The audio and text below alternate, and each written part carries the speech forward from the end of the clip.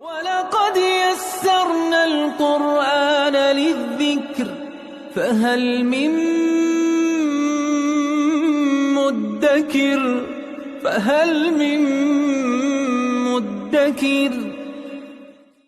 اعوذ باللہ من الشیطان الرجیم بسم اللہ الرحمن الرحیم الحمد للہ رب العالمین وصلی اللہ علی سیدنا و نبینا ابی القاسم المصطفى محمد وعلى آلہ الطیبین الطاہرین المعصومین اما بعد اعوذ باللہ من الشیطان الرجیم بسم اللہ الرحمن الرحیم ما ننسخ من آیت او ننسها نأت بخیر منها او مثلها الم تعلم ان اللہ علی کل شیء قدیر صدق اللہ العلی العظیم۔ سورہ بقرہ کی آیت نمبر 106 میں ایک بہت ہی اہم بات کی طرف اشارہ ہے۔ اس آیت میں جو لفظ استعمال ہوا ہے ما ننسخ من آیت، اس ننسخ سے ایک لفظ جو علوم قرآن کے ماہرین نے اور مفسرین نے لیا ہے وہ نسخ کا لفظ ہے۔ پھر اس میں بہت ساری مباحث ہیں علوم قرآن میں بھی، تفسیر میں بھی۔ نسخ کا مطلب ہوتا ہے ہٹا دینا، مٹا دینا، زائل کر دینا، ختم کر دینا۔ پھر انہوں نے لمبی چوڑی فہرست بتائی ہے آیات کی کہ جو منسوخ ہو چکی ہیں۔ منسوخ ہونے کا مطلب یہ ہے کہ ان کے احکامات ختم ہو گئے۔ البتہ ایسا نہیں ہے کہ کوئی آیت آنے کے بعد پروردگار اس آیت کو ہٹا دے، اس آیت کے الفاظ کو مٹا دے۔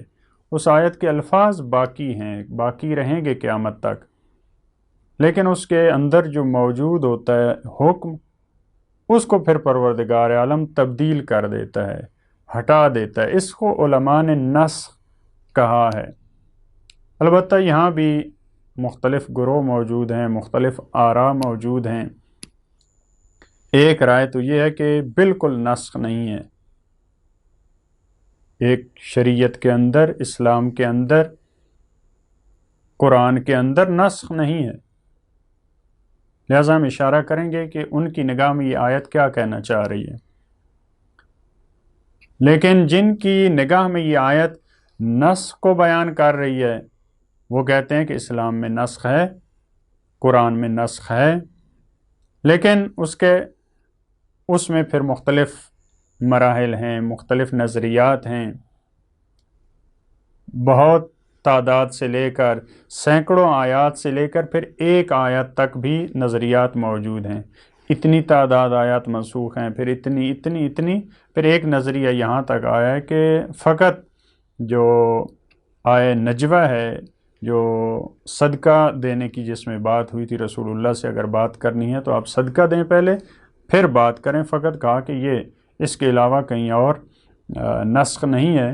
دیکھیں، ایک مطلب جو بہت اہمیت کامل ہے یہ کہ بہت زیادہ آیات جن کو علماء نے کہا کہ منسوخ ہو چکی ہیں، منسوخ ہونے کا وہاں شاید ان کا یہ مطلب ہو، اور یہ بات ٹھیک بھی ہے کہ بعض آیات ایسی ہیں کہ ان کا حکم ایک خاص شرائط کے تحت تھا، ایک خاص حالات کے تحت آپ نے اس حکم کی پیروی کرنی ہے، لیکن جب حالات تبدیل ہوں تو پھر آپ نے اس حکم کی پیروی کرنی ہے۔ لہذا اسی کو مد نظر رکھتے ہوئے بہت ساروں نے کہا یہ نسخ ہے، اور بہت ساروں نے کہا کہ اصلا نسخ نہیں ہے۔ وہاں اس چیز کا تقاضا تھا مسلمانوں کو، کہا آپ اس پہ حکم کریں۔ وہاں اس بات کا تقاضا تھا، اس قسم کے حالات تھے، مسلمانوں کو کہا کہ آپ اس حکم کی تعمیل کریں۔ اب وہاں کے شرائط کیا ہے؟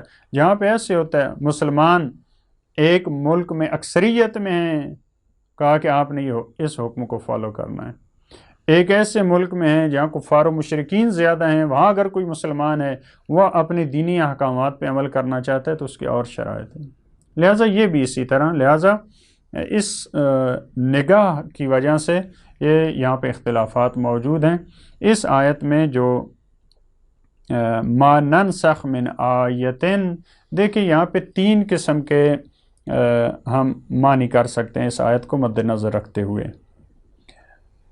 ہم جب کسی آیت کو نسخ کرتے ہیں، ما کے بارے میں 2 نظریے ہیں، ما یا نفی کا معنی دے رہی ہے، ما ننسخ من آیتن، ہم کسی آیت کو منسوخ نہیں کرتے، اور ننسہا یا اس کو لیٹ نہیں کرتے، نأتی بخیر منہا، مگر یہ کہ ہم اس سے بہتر لاتے ہیں یا اس جیسی لاتے ہیں۔ یا ما جو ہے اس کو موصولہ اس کو کہا جاتا ہے ادبیات میں، یعنی ما ننسخ من آیتن، جو کوئی بھی آیت ہم منسوخ کرتے ہیں یا اس میں تاخیر ڈالتے ہیں، نأتی بخیر منہا، 2 طرح سے کلی طور پہ اس آیت کا ما کو مد نظر رکھتے ہوئے ترجمہ ہو سکتا ہے۔ لیکن یہ آیت کو منسوخ کرنا، اس کی جگہ نئی آیت لانا، خود اس میں 3 نظریے ہیں۔ ایک آیت جو کہا جاتا ہے کہ ہم ایک آیت کو منسوخ کرتے ہیں، اس کی جگہ نئی آیت لاتے ہیں، یعنی ایک حکم کو جب ہم ہٹا دیتے ہیں یا اس میں تاخیر کرتے ہیں، اس کی طرح ایک اور حکم آتا ہے یا اس سے بہتر آتا ہے، ایک ہی شریعت کے اندر اگر مراد لی جائے۔ یا دیکھیں ایک شریعت مراد ہو سکتی ہے، ایک آیت سے مراد یعنی ایک شریعت، جب فرض کریں جب شریعت موسیٰ کی ڈیٹ ختم ہو چکی اور شریعت محمد صلی اللہ علیہ وآلہ وسلم کی نوبت آئی تو فرمایا ہم نے اس کو منسوخ کیا ہے تو اس جیسی یا اس سے بہتر، یعنی کچھ احکامات ممکن ہے اسی والے ہوں، کچھ اس سے بہتر احکامات ہیں، یہ مکمل ہے، لہٰذا شریعت کی بھی مراد ہو سکتی ہے۔ ایک اور معنی جو روایات کی روشنی میں ہے کہ آیات سے مراد آیات تکوینی بھی ہو سکتی ہیں۔ آیات تکوینی کیا ہے؟ وہ انبیاء علیہ السلام ہیں، وہ معصومین علیہ السلام کی ذوات ہیں۔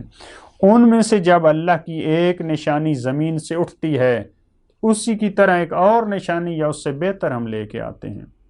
اگر ایک نبی کا سایہ دنیا سے اٹھ جاتا ہے، ایک معصوم اگر دنیا سے چلا جاتا ہے تو اس کی جگہ ایک اور ذات اسی جیسی یا اس سے بہتر جو نظام ہستی کو چلا سکے ہم لے کے آتے ہیں۔ لہذا فرمایا ما ننسخ من آیتن، ہم منسوخ نہیں کرتے، ہم نہیں مٹاتے کسی آیت کو، کسی حکم کو، اور ننسہا، اور اس میں لیٹ نہیں کرتے، تاخیر نہیں ڈالتے۔ فرض کریں ایک حکم تھا جو مکہ میں نہیں تھا، ہم نے اس کو لیٹ کیے رکھا، ہم کب اس کو لے کے آئے؟ مدینہ میں، یا ہم نے کلی طور پہ اس کو مٹا دیا۔ ایک حکم مکہ میں تھا آپ نے ایسا کرنا ہے، لیکن ہم نے جب مدینہ میں آیا تو کہا کہ اب اس کو چھوڑ دیں، اب اس پہ عمل کریں۔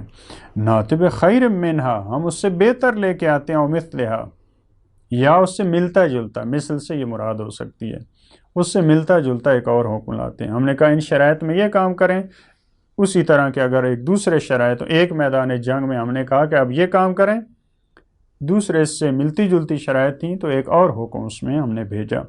الم تعلم ان اللہ علی کل شیء قدیر، رسول اللہ کو متوجہ کرتے ہوئے، اگرچہ ظاہری طور پہ مخاطب وہ ہیں لیکن پوری امت کو خطاب ہیں، کیا تمہیں علم نہیں ہے کہ پروردگار ہر چیز پر قادر ہے؟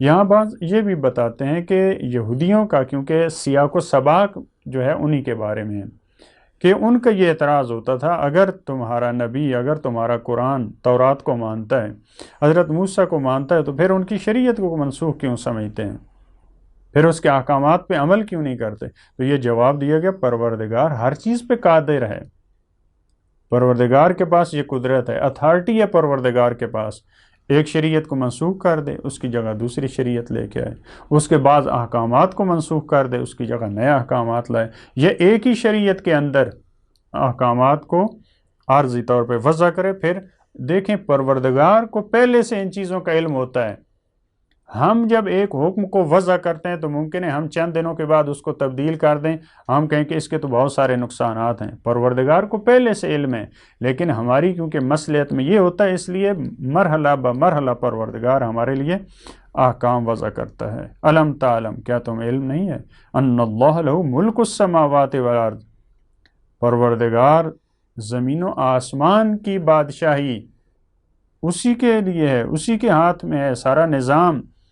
وَمَا لَكُم مِّن دُونِ اللَّهِ مِن وَلِيٍّ وَلَا نَصِيرٍ، اور نہیں ہے تمہارے لیے اللہ کے علاوہ کوئی ولی جو تمہارے کاموں کو آگے بڑھا سکے، جو تمہارے امور کا متولی ہو، ولا نصیر، اور جو تمہاری نصرت کر سکے، تمہیں عذاب سے بچا سکے، دنیا اور آخرت میں تمہاری مدد کر سکے، ایسا کوئی تمہارے لیے ولی اور نصیر نہیں ہے۔ پروردگار ہمیں توفیق دے کہ ہم آیات الہی چاہے وہ عارضی طور پہ ہمارے لیے وضع ہوں، الہی احکام چاہے مستقل طور پہ ہمارے لیے وضع کیے گئے ہوں، ہر حالات میں ہم اپنے آپ کو پروردگار کے احکام کے سامنے سر تسلیم پائیں۔ اللہم صل علی محمد و آل محمد۔